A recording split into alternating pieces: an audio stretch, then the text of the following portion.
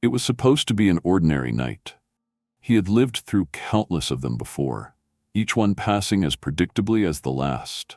But this night, this one, felt different. Something was coming, something he couldn't see, but he could feel it in the quiet corners of his life, like the calm before a storm. Time was about to unravel, and he was the one who would set it in motion. Elliot's life was defined by a certain quiet monotony, and it was something he had always accepted without question.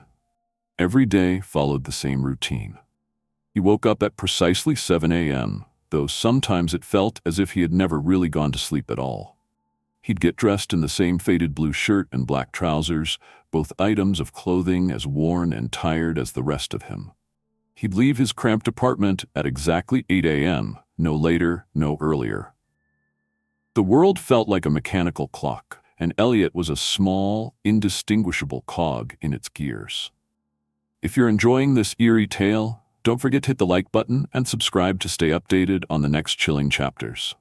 Trust me, you won't want to miss what happens next. As a historian, Elliot's work was just as predictable. He spent his days researching, writing, analyzing the past as if he could make sense of it in ways no one else had. The past, after all, was easier to comprehend than the present, and the present was the one thing that constantly eluded him. There was comfort in the certainty of history, its black and white facts. Time was fixed in history, linear and unyielding, unlike the chaos of the world around him. It was easier that way, simpler. But that night, something shifted. The clock that had so comfortably governed his life now seemed to tick a little too loudly, as though it was forcing him to hear it. The air around him felt charged with a static energy, like the air before a thunderstorm. He couldn't explain it, but he knew that something would happen, something terrible. He came home from work that evening, exhausted and worn, but his usual routine was disrupted. The moment he stepped through his apartment door, a strange, unfamiliar object caught his eye on the floor just inside. It wasn't there when he left that morning. A small, metallic object lay just beyond the threshold, a sleek, circular wristband. It gleamed in the dim light of his hallway, its surface reflecting the faint glow of the street lamps outside. At first, Elliot thought it might be a mistake, a forgotten item that someone had left behind in the hall. But as he bent down to pick it up, he felt a sudden, inexplicable pull toward it, as though it was waiting for him. His fingers hesitated before making contact. It felt cold to the touch, unnervingly so. The moment his skin brushed the metal, a jolt of electricity ran through his body, sharp and electric, leaving him breathless. His heart skipped a beat, but he couldn't bring himself to drop it. Instead, he felt compelled to place it on his wrist. It fit perfectly. A slight hum filled the room, almost inaudible but present. The symbols etched into the metal glowed briefly before fading into a dull glow, as if acknowledging its new owner. Elliot stood motionless, staring at it as if it were something ordinary, but he knew it wasn't. The world outside felt quieter. The usual hum of traffic, the distant sounds of passing conversations, the whispers of life outside his window, all were muffled, as though the fabric of reality itself had been temporarily stilled. But then, something else happened. A strange, intense wave of dizziness hit him. It wasn't like any dizziness he had ever experienced before.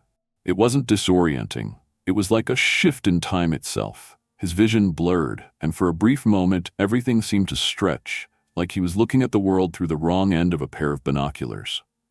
Suddenly, the room around him seemed to change. He blinked, but the change remained. The walls were still there, but the color was wrong, faded, aged, like a painting that had been left too long in the sun. A chill ran down his spine, and the overwhelming feeling of wrongness pressed in on him. The apartment, the street outside, everything was both familiar and yet terribly alien. In that moment, the wristband pulsed. A faint, guttural noise filled the air, and the world tilted, as if it were being pulled through a tunnel, dragging Elliot with it. His stomach lurched. He tried to remove the wristband, but it wouldn't budge. Everything went black. When Elliot opened his eyes again, it was to a world he didn't recognize. The streets were empty, eerily empty. There were no people, no cars, no life. Everything was abandoned, as though the city had been abandoned long ago. The sky above was overcast, filled with heavy clouds, but there was something wrong with the clouds, something strange and unnatural about the way they swirled and churned in the sky. They seemed alive, pulsating with an ominous energy. Elliot stumbled forward, feeling the weight of the wristband on his arm like a constant reminder of something he couldn't yet comprehend. His breath was shallow, heart racing. He tried to speak, but his voice caught in his throat. Where was everyone? Why was everything so still? He had been here. This was his city, his neighborhood. But it wasn't the same. It was wrong. He looked around for any sign of life, but found nothing. Not a single person, not even a sound. His gaze shifted to the buildings that loomed around him, their facades cracked, windows shattered, and the once vibrant signs now faded and weathered by years of neglect. It was as if the city itself had decayed in a matter of moments, left to wither without anyone to care for it. A faint sound reached his ears, a low hum, barely audible but persistent. It seemed to be coming from a distance. He started to walk, his steps slow and unsure, drawn toward the sound, as though it were pulling him forward. As he rounded a corner, he froze. A small crowd had gathered in a public square, and they were staring at something, or rather, someone. Elliot's heart skipped a beat when he realized what they were watching. A group of people, chained together, standing before a platform. They were the ones on trial. They were the ones being executed. The scene was brutal, but the crowd didn't flinch. They cheered. Elliot's stomach twisted as he looked at the people on trial. He could barely make out their faces, but one of them? He knew them. It was a man he had met just a few months ago, a man who had smiled at him on the subway. Another woman, a young girl, someone he had passed on the street. Each one of them was there, but they weren't the same. Their eyes were wide with fear, but it was clear. They were not fighting back. As the executioners raised their weapons, the crowd roared with approval. The moment the blade struck, blood splattered in the air. But there was no reaction from the crowd, no screams, no protests, only cold, impassive silence. Elliot couldn't breathe. His body felt heavy, his legs unsteady. He wanted to turn and run, to escape this place, but something held him in place. He couldn't tear his eyes away from the scene. It was happening. The terrible thing, the thing he had never thought could be real, was happening. In the midst of the chaos, Elliot suddenly felt an overwhelming sense of vertigo. His stomach lurched again, but this time it wasn't just physical. It was as though reality itself was collapsing. His vision blurred, the people in the crowd warping, and the city itself seemed to twist like a kaleidoscope. And then, everything went dark again. When Elliot opened his eyes, he was back in his apartment, but not his apartment. The familiar smell of stale coffee and dust was gone. The walls were cracked and peeling, the floor was covered in dust and grime. He was alone again. But it was no longer just a physical solitude. It was a profound, suffocating loneliness that filled him, an emptiness that he knew he would never escape from. He reached for the wristband, his hands trembling. It was still there, still pulsing, and somewhere deep inside him, a terrible truth began to settle in. He had just witnessed the beginning of the end, and it was his fault. Elliot woke up to the same four walls. But they were different now, somehow. They were more oppressive, more suffocating. They seemed to close in on him, as if they were aware of what had happened, aware of the secret that he carried in his bones. The wristband was still there, pulsing faintly on his wrist, its cold metal biting into his skin with every breath he took. He didn't remember falling asleep. But then, he didn't remember much of anything anymore. Days blurred together like smudges on a painting. Was it still the same day? Was it a new day? He didn't know. Time felt untrustworthy now. The clock on the wall ticked away, but it felt like the hands were moving in slow motion, dragging through time with a rhythm that didn't match the beat of his heart. Elliot pulled himself out of bed, his body stiff and sore, like he hadn't moved in years. The apartment felt colder than usual. The air was stale, thick with something unidentifiable. He couldn't remember the last time he'd opened a window, or if the city outside even had windows anymore. He stood there, in the middle of his apartment, staring at the wristband. He should have removed it. It was a mistake. A terrible, terrible mistake. But no matter how hard he tried, his hand wouldn't obey him. He had seen it. The execution. The blood. The people who would die. The terrible truth. The future. It wasn't a warning. It wasn't a dream. It was real, and it was coming for him, for everyone. The time he had witnessed, the year he had glimpsed, it was all inevitable. It was all set in motion, and he was the one who had started it. But what could he do? Nothing. He couldn't change anything. He had tried, he had wanted to. But the wristband wouldn't let him. It was as if it had locked him into a loop, a path from which there was no escape. He walked to the kitchen, his footsteps slow, deliberate, as if he were walking through a dream. His body was exhausted, weighed down by the knowledge he carried. He opened the fridge, but there was nothing inside. Not that it mattered. He didn't have an appetite anymore. He hadn't had one in days, maybe weeks. The food he used to love, the comfort of a meal after a long day, it was all gone. There was nothing to feed him but the gnawing emptiness that had taken root inside him. Elliot made coffee, the sound of the machine humming a constant, monotonous background noise to the heavy silence of his apartment. The steam from the coffee swirled in the air, rising in spirals that seemed to taunt him. It felt like everything was slipping away, like the world he once knew was slowly being erased, and he was the only one left who could still remember it. He took a sip, the bitter taste of the coffee grounding him, but only for a moment. He couldn't shake the feeling that everything was wrong. The wristband still pulsed against his skin, its presence a constant reminder that he had seen the future, seen the horrors that would unfold. And yet, no matter how hard he tried, he couldn't stop it. He couldn't warn anyone. The events of the previous night replayed in his mind over and over again like a broken record. The execution, the people, the blood. He couldn't get the image out of his head. Couldn't stop hearing the cheers of the crowd, their cold, emotionless reactions to the deaths they were witnessing. They hadn't cared. They hadn't fought. They hadn't done anything. But he had. He had tried. He had wanted to stop it, to change it. He had wanted to save them, but the wristband had stopped him. It had pulled him back, yanked him away from the future he had seen, and thrust him back into the present, into his apartment, into his monotonous existence.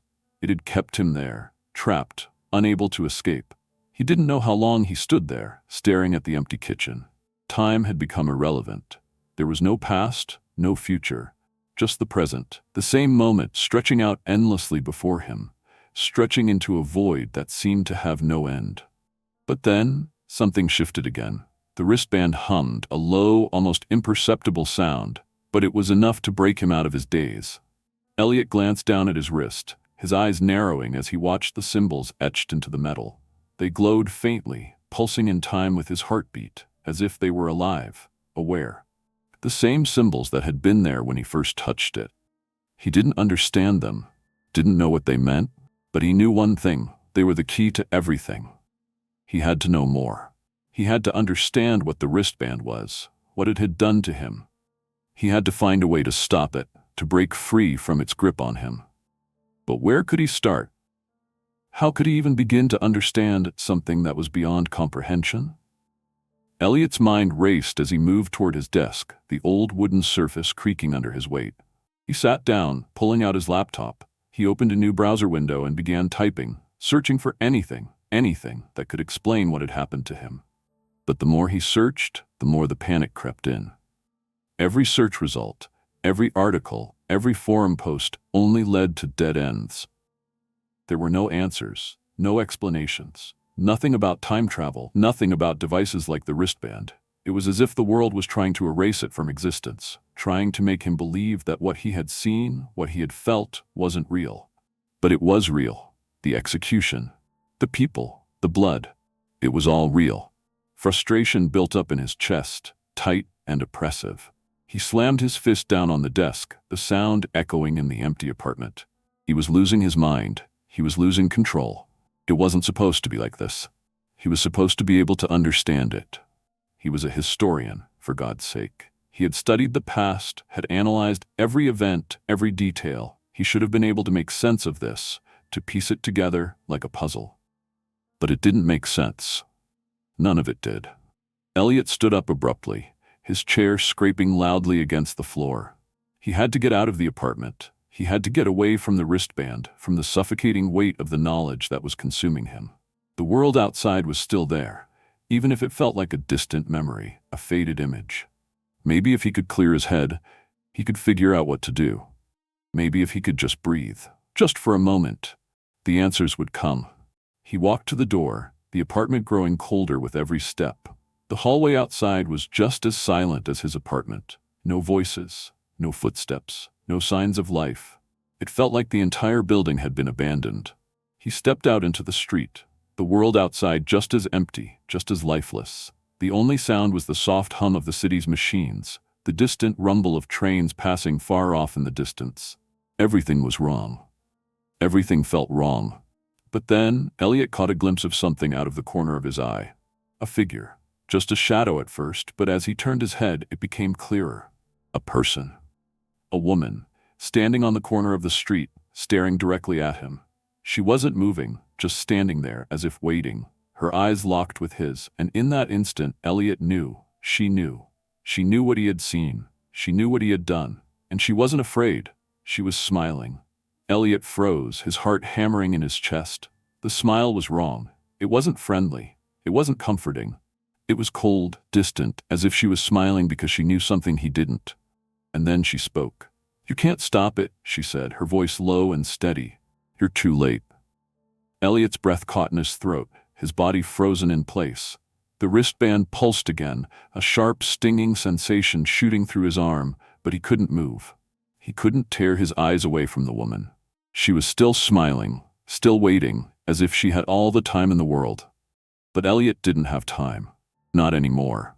Elliot's heart pounded, his chest tightening with a cold, unnatural fear. The woman stood there, smiling that strange, knowing smile, her eyes piercing through him like a blade. But it wasn't just the smile that made him freeze. It was the certainty in her eyes, the way she looked at him, as if she were watching a child make the same mistake over and over again. He could feel the weight of the wristband growing heavier on his wrist, the constant thrum of its power, like a heartbeat echoing through his veins. "Who are you?" Elliot's voice was hoarse, barely more than a whisper. His mouth felt dry, his tongue thick in his throat. He couldn't tear his eyes away from her. He needed to know. He had to know. The woman didn't answer immediately.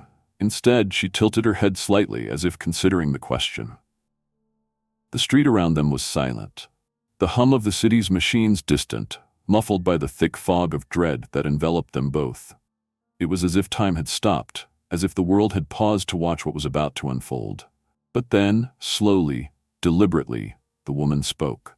"You already know who I am," she said, her voice soft but chilling in its certainty. "You just don't remember yet." Elliot felt a chill run down his spine. He didn't remember. He couldn't remember. But there was something in her words.